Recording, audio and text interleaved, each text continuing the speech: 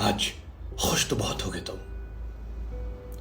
वो जो आज तक तुम्हारे मंदिर की सीढ़ियों पर नहीं चढ़ा, वो जो आज तक तुम्हारे सामने हाथ नहीं जोड़ा, आज तुम्हारे सामने हाथ फैलाए खड़ा हुआ है। आज खुश तो बहुत होगे तुम। अमिताभ बच्चन की दीवार फिल्म का डायलॉग आइकॉनिक सीन था।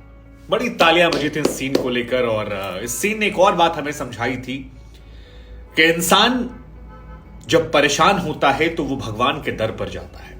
वजह खुद के लिए हो या अपनों के लिए हो, फर्क नहीं पड़ता। ये चर्चा जो है ये केएल राहुल के संदर्भ में शुरू हो गई तब जब केएल राहुल महाकाल के दर्शन करने के लिए पहुंचे। केएल राहुल जिनके जिंदगी में सब अच्छा चल रहा था, आईपीएल में सबसे ज्यादा पैसा मिल रहा था, टीम इंडिया में वाइस कैप्टन थे, कई मैचों में कैप्टनसी करने को मिली, शादी हो गई, बीवी मिल गई, ससुर मिल गए, बहुत सारा दहेज कहते हैं लोग मिला उन्हें। लेकिन फिर वक्त खराब ऐसा चला कि टीम इंडिया की वाइस कैप्टनसी से हटा दिया गया। उनकी आईपीएल परफॉर्मेंस से पहले ही उन पर आईपीएल को लेकर स्वार्थी होने के आरोप कई खिलाड़ियों ने लगा दिए। टीम से बाहर होने की नौबत पूरी तरह से आ चुकी है। टेस्ट सीरीज में उन्हें बैठाया जा सकता है और बाकी जगहों पर भी उनकी पोजीशन को लेकर सवाल है। ऐसे में केएल राहुल का एक वीडियो आता है महाकाल के दर्शन करने का। महाकाल के बारे में वैसे कहते हैं कि क्या बिगाड़े काल उसका जिसके साथ महाकाल। तो फिर ये सवाल शुरू होते हैं कि क्या अब आखिरी सहारा जो है वो भगवान है, और भगवान मदद करते हैं। विराट कोहली केस में आपको याद होगा। वैसे अगर टीम इंडिया की बात करें तो बीते कुछ सालों में मंदिर जाने का ट्रेंड जो है वो एकाएक बहुत तेज हो गया है। अब या तो खिलाड़ियों ने मंदिर जाना तेज कर दिया है, या तस्वीरें सोशल मीडिया पर ज्यादा वायरल हो रही हैं, या फिर भारत में फिलहाल माहौल ऐसा है कि लोग खुलकर अपनी आस्था को व्यक्त कर रहे हैं। जो भी वजह है आप तय कर लीजिएगा। क्योंकि मुझे याद आता है कि अभी बीते न्यूजीलैंड सीरीज में भी टीम इंडिया के तमाम खिलाड़ी मंदिर में गए और महाकाल के दर्शन उन्होंने उज्जैन जाकर किए। और जब उज्जैन गए तो सिर्फ शर्ट पैंट पहनकर नहीं गए, बाकायदा धोती में गए और ऊपर सिर्फ एक अंगोछा लपेटा और उसके बाद दर्शन करने नजर आए।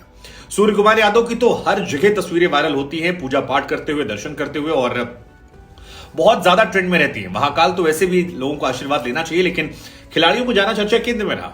इससे पहले तिरुवनंतपुरम में भी एक बड़ा फेमस मंदिर है, भस्मना स्वामी शायद मंदिर का नाम है, और वहां पर भी तमाम खिलाड़ी गए थे और सारे खिलाड़ियों के साथ तस्वीरें आई थी धोती पहनते हुए। और वो तस्वीरें भी चर्चा के काफी ज्यादा केंद्र में रही थी कि भाई खिलाड़ियों की जो ये भक्ति है ये इतनी ज्यादा मतलब स्ट्रॉन्ग फीलिंग को लेकर आ रही है, और बड़े खुलकर बड़े कॉन्फिडेंट होकर वो इसका इजहार भी कर रहे हैं।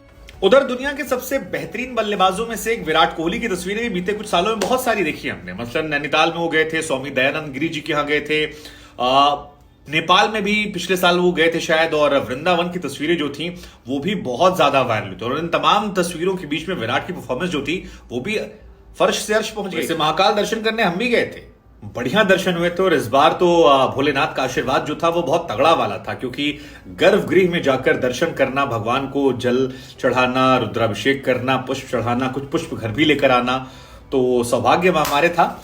लेकिन राहुल की तस्वीरें जो हैं वो बड़ी चर्चा के केंद्र में। अब बहुत लोग ये कह सकते हैं कि भाई परफॉर्मेंस का क्या लेना देना, मतलब ये तो अंधविश्वास को बढ़ावा देने जैसा हो कि हम किसी मंदिर के दर्शन करने गए और परफॉर्मेंस अच्छी हो गई। कई लोग मानते हैं कि भाई टैलेंट तो खिलाड़ियों में होता ही है, वो जो एक एक्स्ट्रा लक फैक्टर चाहिए होता है, या आपकी जो किस्मत खराब होती है उसी को ठीक करने के लिए हम भगवान के दर पर जाते हैं। वैसे भी खिलाड़ियों में टोटका बहुत ज्यादा होता है, कोई पहले ये ग्लव्स पहनता है, ये पैड लगाता है, या सबके अपने टोटके होते हैं। खैर एक बात जो मुझे समझ में आती है वो ये कि हम में से, आप में से कोई भी व्यक्ति आस्तिक हो नास्तिक हो, लेकिन जब बात अपने पर आती है या अपनों पर आती है तो हम सब भगवान के दर पर शीश नवाने पहुंच जाते हैं। और ये तमाम तस्वीरें जो हैं सोशल मीडिया पर वायरल हो रही हैं। हालांकि केएल राहुल के केस में यह खास इसलिए हो जाती है क्योंकि केएल राहुल टीम से लगभग बाहर होने कगार पर है। उनकी शादी बीते महीने हुई थी, और क्या ये उनकी पत्नी का इंपैक्ट है कि उन्होंने यहां पर जाकर अलग से दर्शन की, क्योंकि सुबह 3-4 बजे पहुंचने का मतलब है कि रात को 2 बजे से तैयारियां हुई होंगी, उसके पहले दिन प्लानिंग हुई होगी, और बड़ी सादगी से उन्होंने यहां जाकर दर्शन किए, पूजा पाठ किया। पूजा पाठ करने के बाद 1 सेकंड भी उन्होंने मीडिया से संवाद नहीं किया, सिर्फ ईश्वर को नमन किया और चुपचाप वापस लौट गए। अब सवाल ये कि तीसरे टेस्ट मैच में खिलाए जाएंगे। हालांकि हम सब चाहते हैं कि शुभमन गिल को मौका मिले और भगवान का आशीर्वाद केएल राहुल पर हो, ताकि वनडे सीरीज में जब उन्हें मौका मिले तो वो टीम इंडिया के लिए अच्छा कर सकें और इंपैक्ट प्लेयर के तौर पर कर सके। लेकिन खिलाड़ियों में जो ये भक्ति की भावना बढ़ी है, इसको लेकर आपका क्या सोचना है, कमेंट सेक्शन में जरूर कमेंट कीजिएगा।